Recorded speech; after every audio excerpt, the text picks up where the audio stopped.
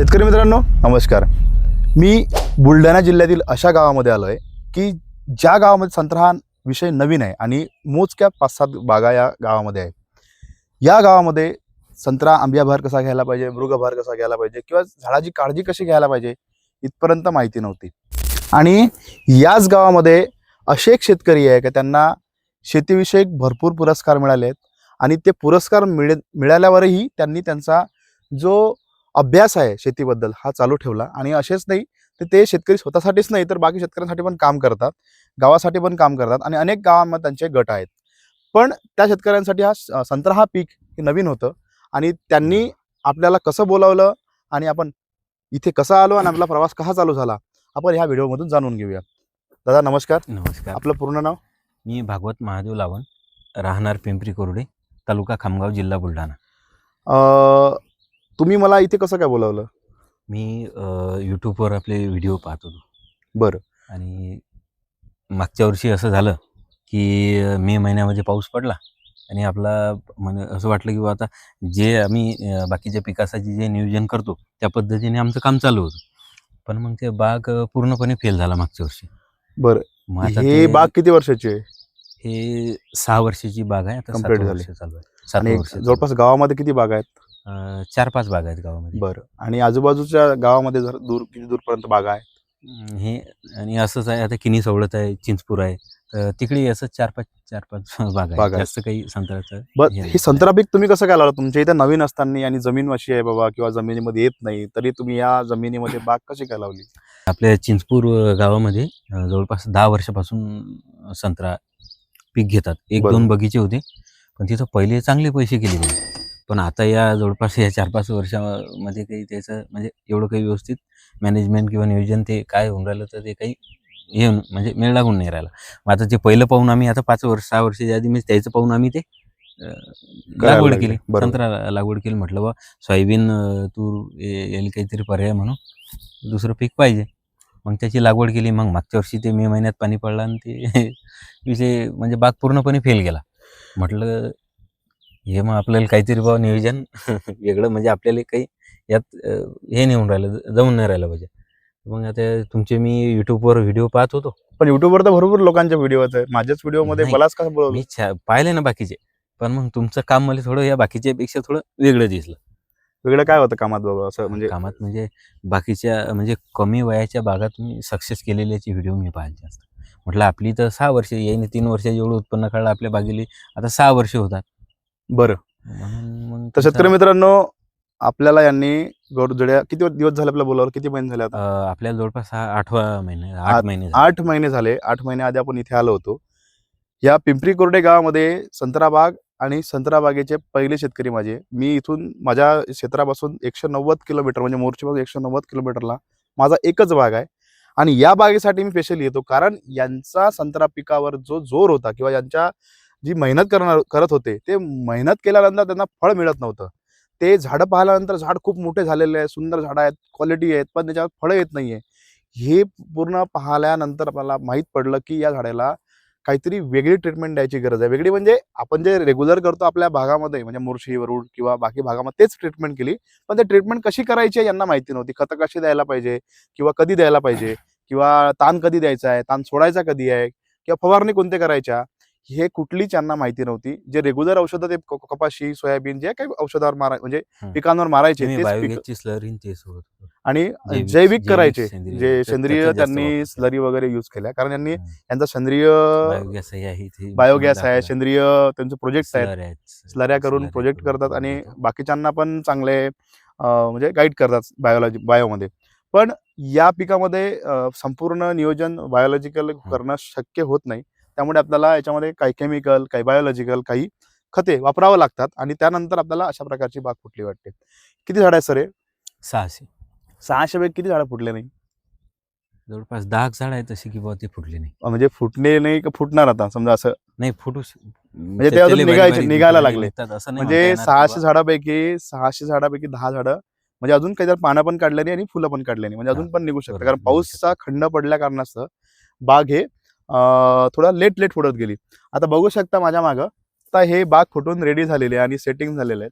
याला फळच एवढे लागलेले आहेत, हे बघा, हे याला फळं किंवा याला फुलंच एवढे लागलेले आहेत की अक्षरशः माझ्या अंदाजे याला 70-80 हजार फुलं असेल एका झाडाला.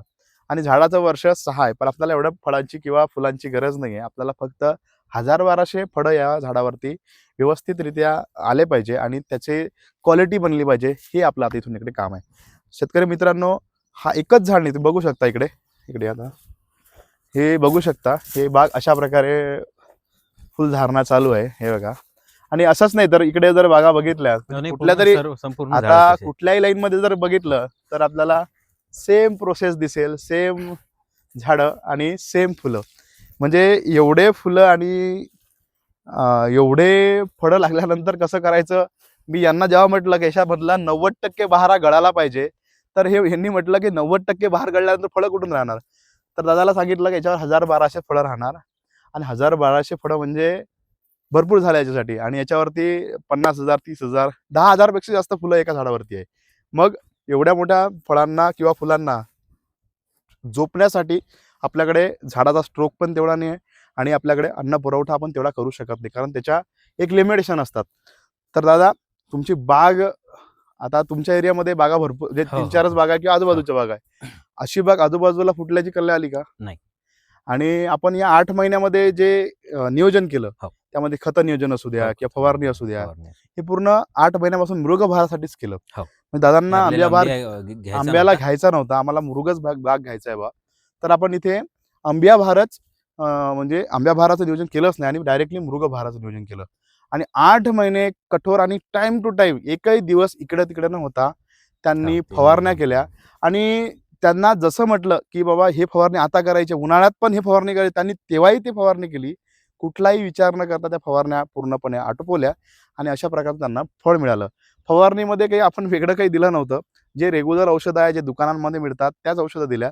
माझ्याकडून तुम्हाला एक औषध दिली का? नाही, एकही औषध. आपण फक्त नियोजन करतो, कुठल्याच प्रकारची औषधी पुरवत नाही किंवा कुठल्याच कंपनीचे आपल्यासाठी काहीही कॉन्टॅक्ट नाही.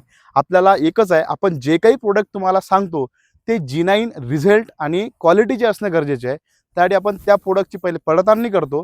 होऊ शकते कधी कधी की जी प्रोडक्ट सांगतो ते तुम्हाला सहजासहजी लवकरात लवकर तुमच्या मार्केटमध्ये उपलब्ध होणार नाही.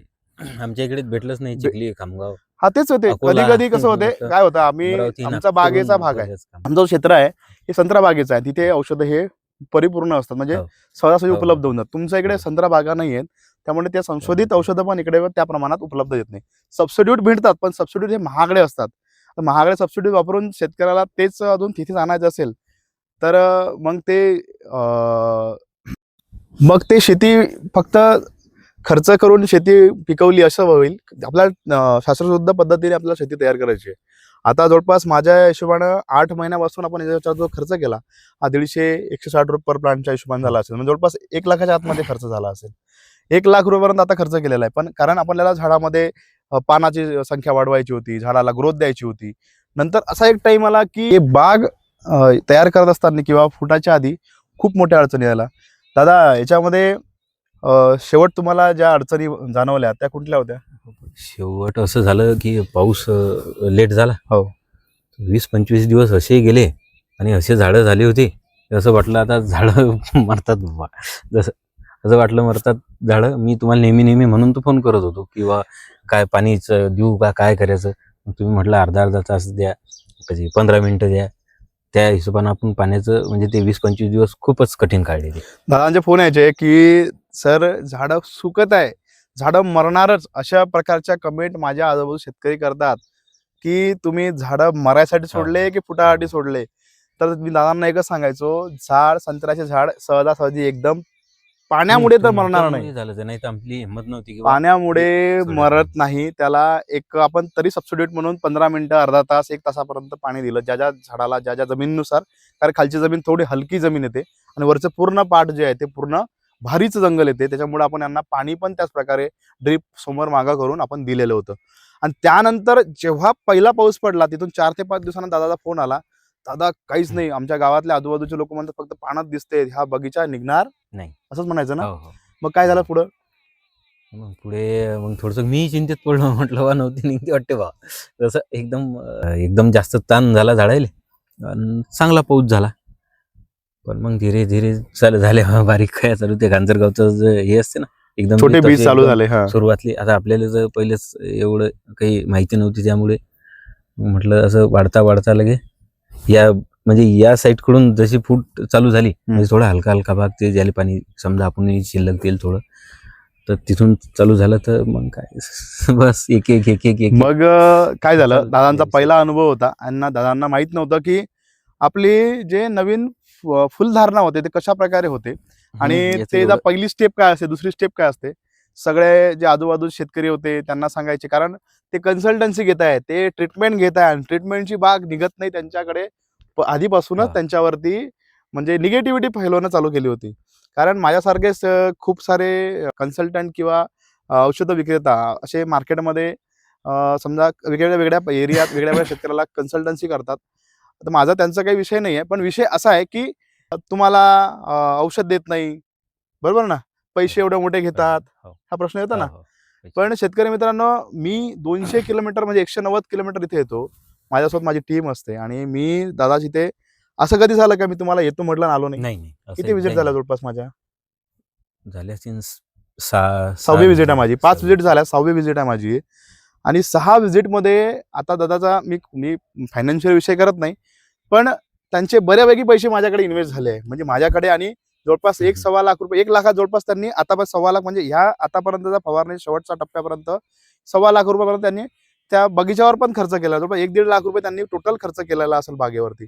एवढा खर्च केला आहे आणि तरीही त्यांना ट्रस्ट होता आणि मी सांगितल्यापेक्षा एकही जास्त किंवा कमी गोष्ट त्यांनी केली नाही. कंटिन्युटी त्यांनी या बागेला दिला आणि त्याचा आज त्यांना फळ मिळालं.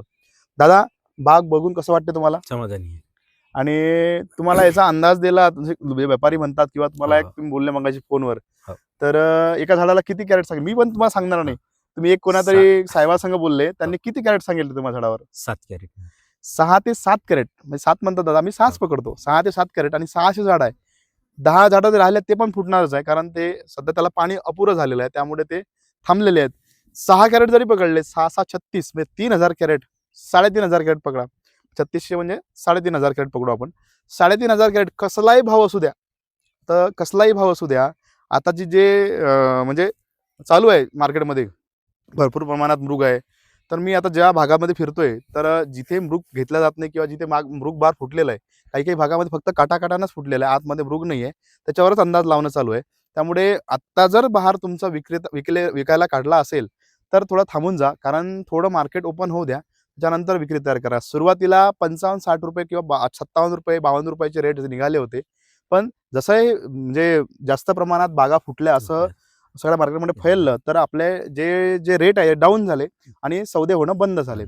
तरी आपण कमीत कमी जरी पकडलं 30 रुपये म्हणजे 600 रुपये कॅरेटचा जरी भाव पकडला, सायंत्री 18 लागते आणि 6-35 3 लागते, 21 लाख रुपये दादाला फक्त 600 रुपये कॅरेट याप्रमाणे जरी बाग गेला दादाचा, तरी 21 लाखापर्यंतचा उत्पन्न होऊ शकतो. याच्या पलीकडे निसर्गाची काही अडचण आली किंवा आता आपल्या हातात आपण जे केलं ते केलंच आहे, पण निसर्गाच्या काही अडचणी आल्या तो वेगळा विषय आहे. पण माझा ते पैसे सांगणे किंवा बाग सांगणे की ह्याच बाग निघाला, माझ्याकडे 154 बाग आहे मृगामध्ये, त्यातल्या 9-10 बागा माझ्या म्हणजे निघाल्या नाही किंवा व्हेजिटेटिव्ह ग्रोथवर निघाल्या किंवा कमी प्रमाणात निघाल्या. मला त्याचा विषय नाही, कारण आपण त्यांना गॅरंटी वॉरंटी दिली नव्हती की आपण बागा काढणारच. माझी अपेक्षा एवढी पण नव्हती. अर्धा बाग जरी फुटला असता माझा, तरी माझं काम झालं मला असं वाटलं असतं. तर शेतकरी मित्रांनो, माझं एकच म्हणणं आहे की आपल्या बागेची, आपल्या जमिनीची आपल्याला पुरेपूर माहिती असणं गरजेची आहे. तेच पीक तुम्हाला वारंवार वर्षानुवर्ष घ्यायचं आहे. त्या क्वालिटीचं पीक तुम्हाला घ्यायसाठी तुम्हाला नियोजन करणं गरजेचं आहे. नियोजन कुठलंही असो, खत नियोजन असो, फवारणी असो किंवा जैविक नियोजन असो, ते वेळेवर करा आणि त्याच्या अशा प्रकारचा तुम्ही बागा 100% बनवू शकता. तर शेतकरी मित्रांनो, माहिती कशी वाटली नक्कीच कमेंट करून सांगा. आणि ही बाग पाहण्यासाठी तुम्ही जर या खामगाव तालुक्यातील किंवा बुलढाणा जिल्ह्यातील असेल, ही बाग तुम्हाला बघायची असेल, तर पिंपरी कोरडे या गावामध्ये या, दादांना भेटा, दादांशी संवाद साधा आणि इथला पूर्ण प्रवास जाणून घ्या. मी हा व्हिडिओ फक्त माझ्या मार्केटिंगसाठी करत नाही आहे. या बागेमध्ये सातत्य वाटलं आणि दादा ह्या बागेसाठी म्हणजे ह्या क्षेत्रामध्ये नवीन आहे, हा व्हिडिओ शेतकऱ्यांपर्यंत पोहोचणं गरजेचा होता, म्हणून हा व्हिडिओ बनवला गेला. तर शेतकरी मित्रांनो, माहिती कशी वाटली नक्कीच कमेंट करून सांगा. आणि अशाच प्रकारच्या संत्र्याविषयी सक्सेस व्हिडिओ पाहण्याकरिता आपल्या चॅनलला लाईक करा, शेअर करा, सबस्क्राईब करा. धन्यवाद.